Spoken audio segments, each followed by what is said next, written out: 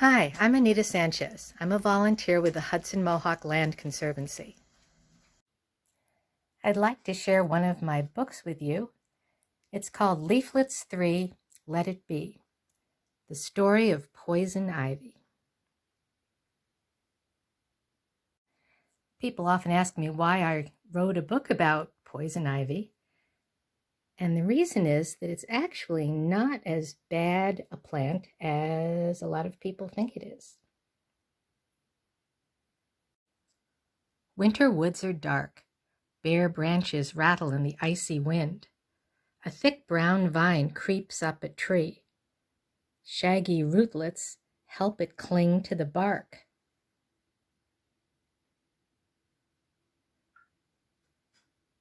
The vine curls through the branches like a furry snake. Hairy vine, a warning sign. One cold day in early spring, buds on the vine pop open. Baby leaves unfold, shiny and red as a traffic light. Stop. If you touch the leaves, they might make you itch. Meet poison ivy.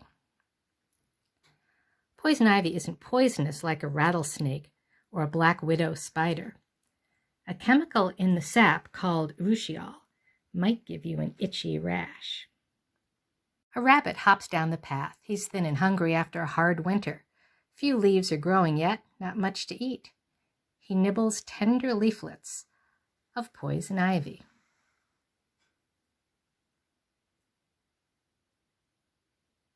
Hungry doe scares him away. Then she snacks on the leaves, while squeak, white-footed mice gnaw on poison ivy.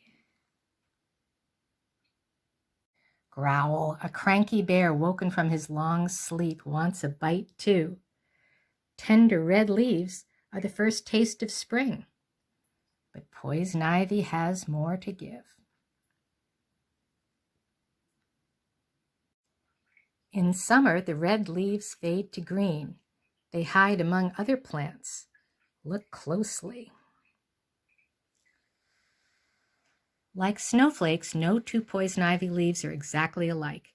Each leaf is divided into 3 leaflets. Leaflets 3, let it be. Sun and rain make poison ivy grow strong. Vines creep up the tree, and leaves spread over the ground at ankle height. So watch where you step. The leaves shade the forest floor like a million green umbrellas. In their cool, moist shadows, salamanders wriggle, spiders spin webs, and a golden-eyed toad watches for insect prey.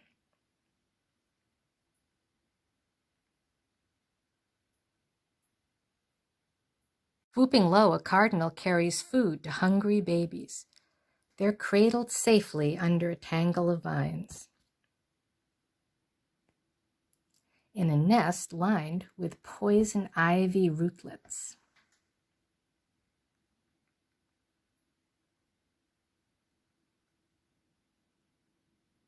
Dainty flowers hang in clusters from the hairy vine. Bees hum and buzz amid the blossoms, gathering poison ivy nectar to make into golden honey. Shade and sweetness in the hottest days of summer. But poison ivy has more to give.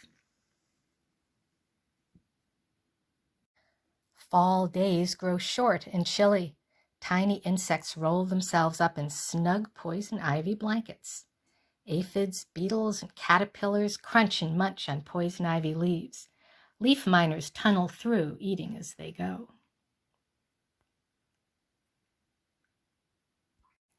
Leaves glow scarlet, orange, purple, gold, a poison ivy rainbow.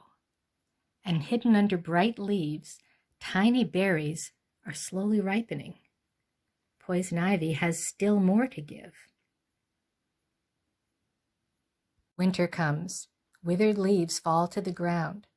Empty branches rattle in a cold sky. The forest seems barren, but the hairy vine is loaded with plump, white berries. Berries white, take flight. Hungry birds flock to a poison ivy feast. A red-bellied woodpecker hangs upside down from the vine, grabbing the white berries. A wild turkey gobbles them up too. Chickadees flit from branch to branch. Robins and bluebirds join in. The hairy vine is a living bird feeder. Poison ivy gives life in the starving heart of winter. The cold is almost done. As winter fades, poison ivy seedlings sprout. Hairy vines reach for the sun.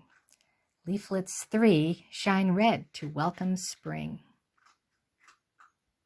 The illustrations in the book are by a wonderful artist named Robin Brickman, and she did an amazing job of hiding so many different types of animals hidden in among the poison ivy.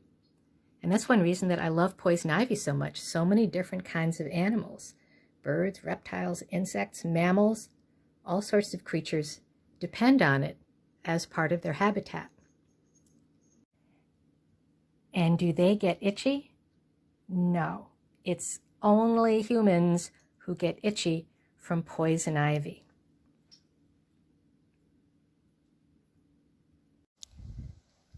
Winter can be a really hard time for animals. The snow is deep, it's cold, they need all the energy that they can get, but there's not a lot out there to eat.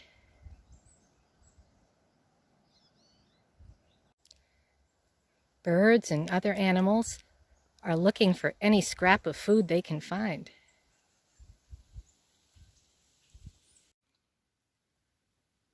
Sometimes we don't see the animals. Often they'll come out at night, but their tracks in the snow tell us that there's a lot going on. Deep snow makes it really hard for animals to get from place to place. Deer especially have a hard time wading through deep snow.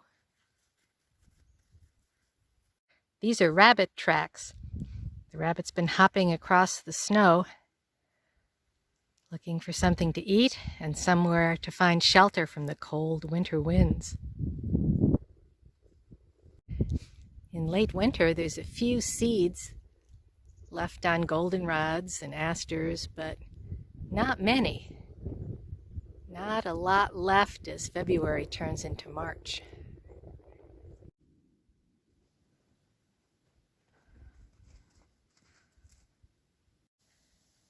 We can help some birds out by putting up bird feeders, but not all birds use feeders.